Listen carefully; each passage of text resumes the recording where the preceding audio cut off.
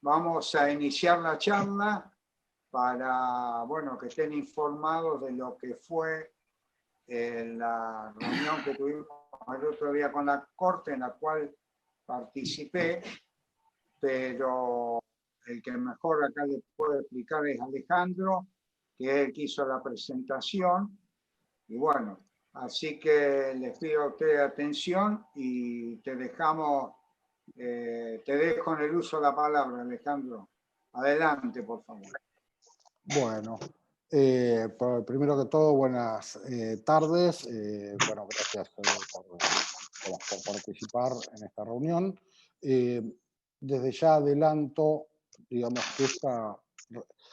que esta reunión, muchas cosas se refieren a la percepción más que una definición. ¿Por qué? Tuvimos la suerte, bueno, a raíz de esta acción de clase que inició la Unión de Jubilados, que inició la Asociación Bancaria y que inició la Asamblea, tienen una entidad y una fuerza de representatividad tanto de los activos como de los pasivos, que a diferencia de otras épocas, donde todavía la acción de clase no estaba instaurada, lo que hace es darle más entidad, digamos, al reclamo, que si se iniciara una acción individual o varias acciones individuales, por más que sean cientos de acciones individuales, el tratamiento conjunto de la cuestión hace que tenga una entidad importante, tanto en la representación de todos activos y pasivos. La Corte ha citado a una reunión informativa, como todos ya saben. Y quiero aclarar ya de entrada que es una reunión informativa, donde la Corte no se expide, escucha a las partes, pero no hay una resolución inmediata ni lo que la Corte hizo es sentar a todas las partes y escuchar durante 15 minutos, escasos 15 minutos, porque la verdad que es bastante corto el término para explicar todas las inconstitucionalidades que tiene esta ley. Pero, bueno, eso es lo que hicimos. Por eso quería decir que nosotros vamos a contar qué es lo que sucedió y en cuanto a, y que por ahí ustedes esperan una resolución de se logró esto, se logró que nos escucharan, se logró que la Corte nos citara a través de 3 acciones de clase importantes. Pero eso no, y también que escucharan a la otra parte, a las otras partes involucradas, el poder, la caja, la provincia, sus abogados, el Ministerio de Economía, para explicar un poco la situación global. En esa, por supuesto, la Corte no puede emitir ninguna opinión, porque eso sería prejuzgamiento. Entonces, la Corte escuchó a las partes y no dio un indicio más allá de lo que uno puede intuir, pensar, pero son solamente elucubraciones. Porque la Corte concretamente no dijo nada más que escucharnos y un par de preguntas y plantear la posibilidad de que haya una mesa de diálogo para analizar la cuestión. En esa audiencia, nosotros lo que expusimos es básicamente lo que expusimos en nuestra demanda. Plantear la inconstitucionalidad en primer término de la forma en que se financia se pretende financiar el déficit, que es a través del empleador, a través de que el banco, con sus utilidades, proceda ¿cómo se llama?, a cubrir el déficit de la caja. Esto, bueno, el banco hizo su exposición también, donde dejó más que claro que esto ponía en situación de riesgo al propio banco y, y a los propios empleadores, el hecho de que, y a la fuente de trabajo, el hecho de que se tuviera que utilizar las utilidades del banco para cubrir. Y yo ahora después voy a ir explicando un poquito más, concretamente les voy a mostrar qué es lo que pusimos nosotros. Por eso lo que quiero decir es que no hay una definición, ni esperen una definición, ni tengan. La primera definición que tenemos es, bueno, nos han llamado para escucharnos. Más allá de lo que escribimos, los abogados nos han llamado a todas las partes para escucharlos. El interés de la Corte en el asunto por la importancia y la magnitud que ha tomado a través de las acciones de clase, que hoy que tienen, las cuales todas están en trámite todavía y ninguna está para dictar sentencia actualmente. Entonces, eso es lo primero que podemos decir. Lo más importante es que fuimos escuchados y logramos ser escuchados y que el planteo ante la Corte. Dentro de ese planteo de la Corte hay cosas importantes porque ya han pasado 2 años de que la ley entró en vigencia y ya tenemos algunos resultados ciertos de cómo ha ido evolucionando esta utilización del sistema de actualización a través de la ley que tenía la ANSES en su momento, luego fue derogada, fue puesta en suspenso y ahora aparentemente quieren dictar una nueva, que bueno, ahí también hay un problema legal de si la derivación es a cualquier ley o a esa ley específica. Pero bueno, que eso fue preguntado también de cierta forma por la Corte. En cuanto, y ahora les voy a compartir un poquito como para que veamos la situación actual de... bueno, acá no sé si todos pueden ver el gráfico, espero que sí. Ustedes, acá lo que tomamos es, teniendo en cuenta la información del INDEC, la información del ANSES y de la Asociación Bancaria respecto de los aumentos, cómo se fueron dando, partimos en enero y como ustedes ven en el gráfico, cómo se va ampliando la brecha cada vez más entre los activos y el pasivo. Ese 82% que ustedes, con el cual ustedes se jubilaron a través de la aplicación de estos índices, lo que hace es provocar cada vez más una diferencia entre el activo y el pasivo. En un momento, acá yo señalé el caso Machi porque es cuando se tomó la decisión en una medida cautelar, pero lo cierto es que hoy supera el 30%, supera el 33%. Y también nos referimos en la exposición ante la Corte de que uno de los principios del derecho previsional es específicamente consagrado en la Constitución, es tener en cuenta la realidad. Y que la realidad nos lleva a que, suponiendo, tomando un activo, 10.000 pesos de un activo, cómo va cambiando a medida que se van aplicando los índices que vimos recién, la diferencia. Y esa diferencia llega al 40% entre el activo y el pasivo, si no tenemos solamente tomando los aumentos por índice. Pero también debe tenerse en cuenta el 10,8, el primer sueldo, lo que amplía aún más esa diferencia entre activos y pasivos. Esto lo podemos ver en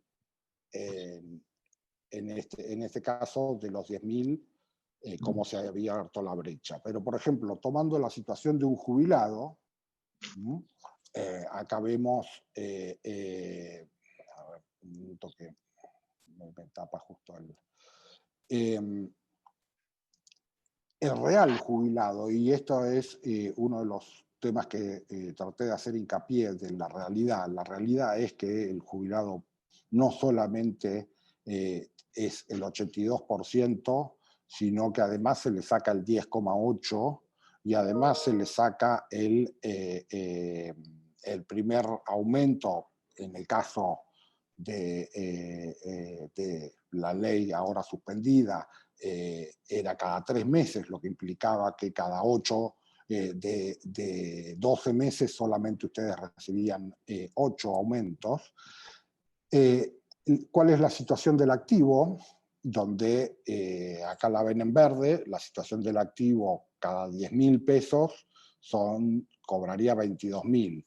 Si fuera por la jubilación por el 82% móvil, usted un pasivo debería cobrar 18.600, pero la realidad es que con el índice de hoy, a octubre cobra 15.196 de esos 22.000.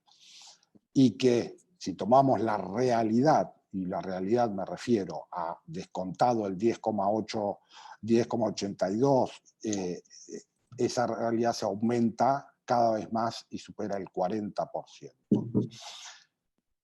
Y en el caso de la sola aplicación del índice, del 33,2%. ¿Y por qué hago tanto hincapié en el tema de los porcentajes? Porque los porcentajes son importantes. Acá tenemos la situación de los pensionados, que bueno, la diferencia es un poco más porque su porcentaje es menor. ¿Por qué hago hincapié? Hago hincapié porque la Corte, tanto nacional como la Corte de Buenos Aires, la Corte Suprema de Buenos Aires, ha establecido en muchísimos fallos que el 33% de la remuneración del personal en actividad es el umbral que traspuesto se convierte en confiscatorio y por lo tanto en inconstitucional. Y ese límite, como expusimos en la Corte, ya fue traspuesto, y no solamente fue traspuesto, sino que por aplicación de este índice, y no quiero saber con el índice que se está previendo para reemplazar el anterior, eso es progresivamente va aumentando, es decir, la brecha cada vez aumenta más. Y si a eso, a ese 33%, tenemos en cuenta la primacía de la realidad que la Constitución nos establece, debemos sumarle el 10,82, debemos sumar el primer aumento, debemos sumar el impuesto a la ganancia, que en el caso de los activos no lo pagan, ustedes sí lo pagan cuando supera el mínimo no imponible. Esto hace que cada vez la brecha sea más grande. Bueno, esto es un poco, después voy a por ahí vuelvo a los gráficos, pero no quiero aburrirlos con los gráficos, pero quería que vieran, y un poco la idea ante la Corte fue mostrarlo en gráfico, mostrarlo más allá de mostrar en gráfico y en números, y parte de, probablemente la escuchen en algún momento de la exposición que hicimos, porque supuestamente iba a estar para bajar del expediente, todavía no lo está, pero una de las cosas que hicimos hincapié es de quién estábamos hablando. cuando hablamos del sistema previsional. De que estábamos hablando de ese chico menor de 18 años que se quedó sin padre y sin sustento, del discapacitado que se quedó sin padre y sin sustento, sin padre o sin madre y sin sustento, de la persona que ha dejado de trabajar por cumplir una edad y que ya no pertenece al mercado laboral, no es que quiere y sale a buscar. Algunos pueden, otros, lo cierto es que con un mercado laboral como el que estamos ahora, estamos hablando de personas, no estamos hablando de números más allá de lo que, del déficit, y aparte de derechos adquiridos donde muchos de ustedes han aportado sobre el 14%, arriba del 14%, hasta el 19%, y perdonen, lo que hace que ustedes tuvieran no solamente lo que hablan de una jubilación de privilegios, tuvieron el privilegio de pagar mucho más para tener una jubilación con ciertas características. ¿Por qué igualar? Y esto lo dijo muy claro la asociación bancaria en su exposición, ¿por qué igualar a quien pagó más con el que pagó menos o incluso nunca ha pagado? Porque en el ANSES el sistema previsional tuvo un sistema de moratorias y un sistema de aumento de los jubilados, de la cantidad de jubilados que fueron a través de moratoria y que nunca hicieron ni siquiera un aporte. ¿No? Entonces, ¿por qué igualar? Aquel que pagó más para tener más y que ahí, como dijo, hay un caso de enriquecimiento ilícito. Pero bueno, lo cierto es que ya hemos pasado ese 33%. Ese 33% que tanto la Corte permanentemente ha dicho que es inconstitucional, ya lo pasamos y seguimos y vamos a seguir aumentándolo a medida que pasa el tiempo. En la exposición, también se habló del déficit, hablaron la caja, habló del mantenimiento del déficit, de cómo se fue produciendo el déficit. Bueno, la historia del origen de este déficit no siempre es la que se pretende plasmar a través de los considerandos de la ley, diciendo que se debe a la existencia de la informática. Lo cierto es que hay muchas otras cosas que llevaron a que la caja hoy esté en la situación que está. Pero uno de los puntos que yo hice hincapié es en el carácter de garante que según la Constitución tiene la provincia respecto de la caja, donde no solamente está establecido en la Constitución, sino que en la misma ley dice que las prestaciones de la ley, tanto en esta ley como en la anterior y en la anterior y en la anterior, que la provincia garantiza las prestaciones. Pero resulta que garantiza las prestaciones y hace que el banco pague el déficit. Entonces, si garantiza y hace que pague un tercero, en realidad no está garantizando. Jurídicamente, un garante, como ustedes sabrán, contrato de locación o cualquiera de los tipos de contratos que han visto, el garante es el que está en garantía de si no cumple el acreedor o si no puede cumplir el acreedor. Pero resulta que acá la garantía significa que si el deudor no puede pagar, entonces el garante paga en lugar de él. Esto es lo que es una garantía. Pero acá, en este caso, la garantía significa que si la caja no puede pagar, entonces hay que bajar al acreedor, o sea, a ustedes, los jubilados, hay que bajarles el sueldo. Eso no es una garantía. Al menos jurídicamente es todo lo contrario a una garantía. Se habló mucho del déficit y, bueno, Economía presentó todo lo relacionado al déficit que tiene la provincia y el COVID, y recordemos que el COVID no existía en el momento del caso. Pero la situación de la provincia y en nuestra exposición lo que dijimos, aparte de lo del garantes, es nos están comparando a un sistema de previsión de otra entidad como el ANSES, el cual tiene un déficit del 3.1 del PBI.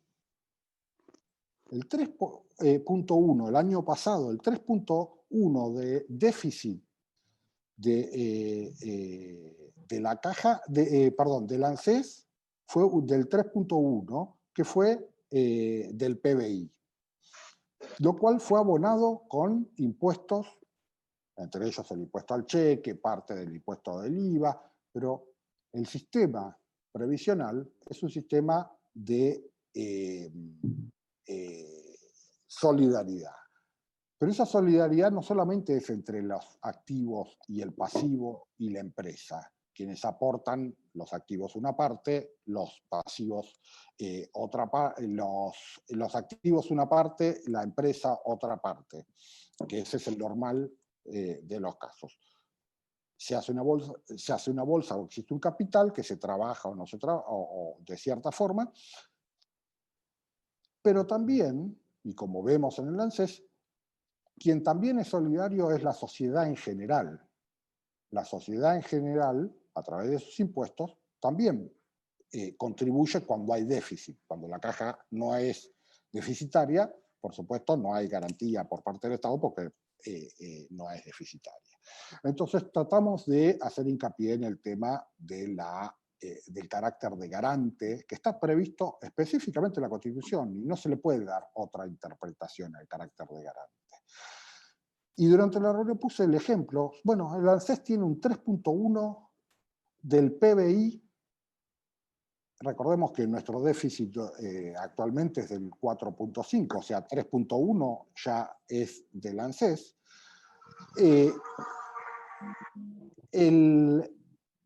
Si por ese déficit del 3.1 del PBI que tiene el ANSES se obligara a los empleadores a pagar el déficit, sería absolutamente inconstitucional y saltarían todos los tapones. Bueno, acá se hizo eso. Acá se hace eso. Se hace pagar al banco, al empleador, el déficit y se excluye a la provincia como garante, que no termina garantizando nada. Por lo tanto, la ley es irracional, no cumple con los criterios de razonabilidad, es confiscatoria, es arbitraria y es injusta. Aniquila todos los principios previsionales. Y todo esto, en el fondo, donde se dice que se pretende armonizar con el sistema previsional del ANSES, tan exitoso, que tiene un 3.1 del PBI de déficit. Armonizar, ¿y cómo se armonizó? Se hace de una forma que a los jubilados del Banco Provincia se les da lo peor de los dos sistemas. Las mujeres se jubilan a los 65 años, cuando en el otro sistema se jubilan a los 60 años, pagan el 10,8%, siguen aportando a su caja a pesar de ser jubilados, cuando en el ANSES no pagan absolutamente nada. De hecho, muchos de los jubilados del ANSES lo son por moratoria, por no haber hecho ningún aporte jamás y haber hecho una moratoria para poder de esa forma jubilarse. Se establece que pagan de cada aumento, el primer aumento lo paga a costo. Esto tampoco existe. Entonces, ¿qué estamos armonizando? No estamos armonizando, estamos poniendo lo peor de los dos mundos en un sistema previsional.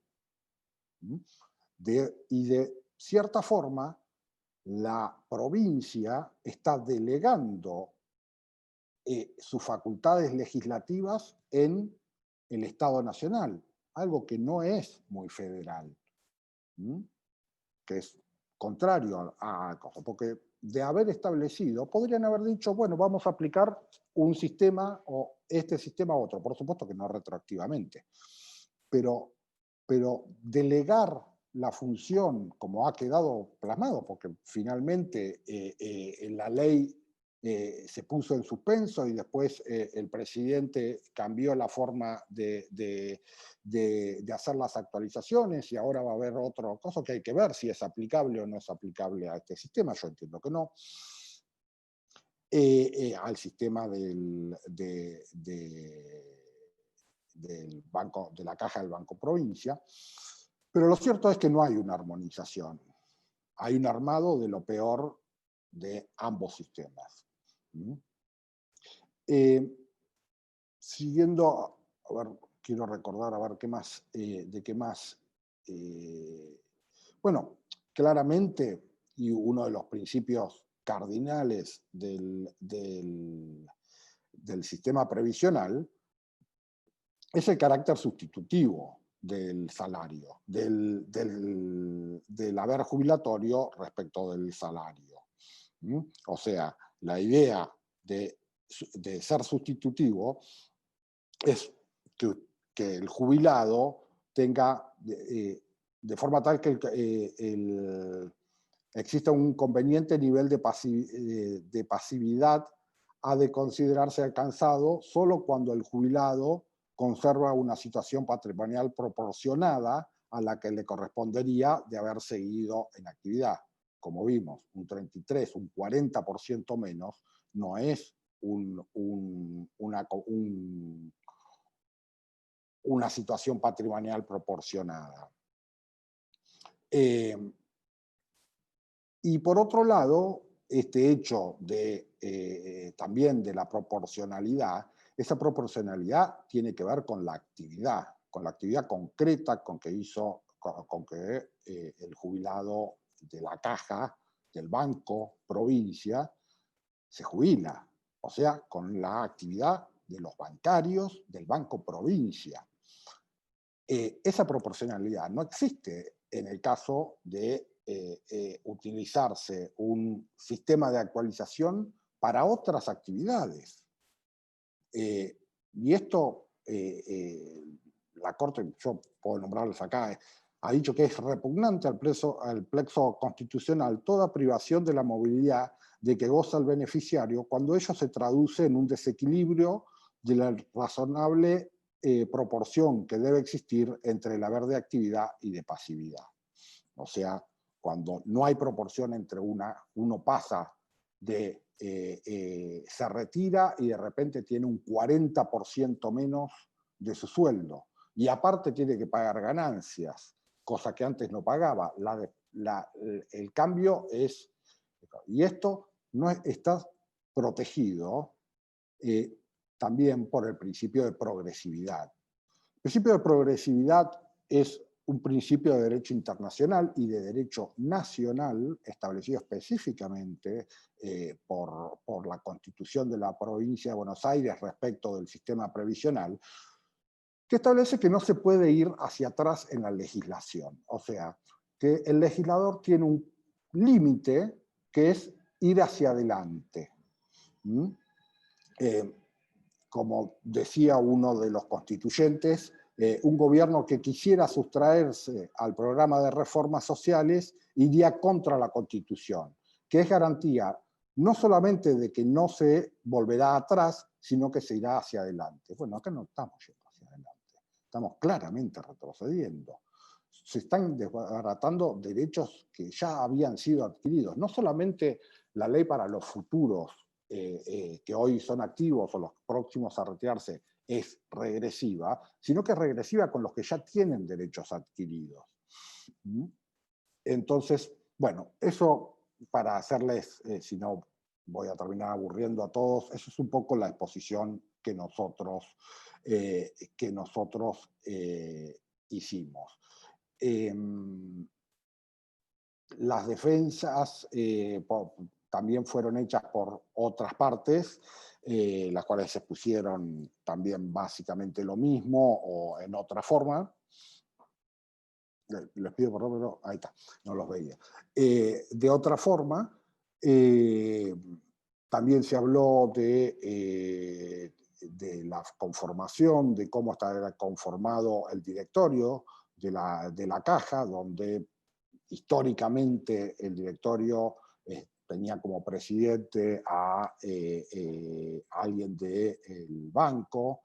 Después empezó a tener un representante de la provincia, cuando la provincia establecía que en su presupuesto que el déficit de la caja se debía establecer en el presupuesto de la provincia, y por varios representantes de los activos y varios representantes de los pasivos.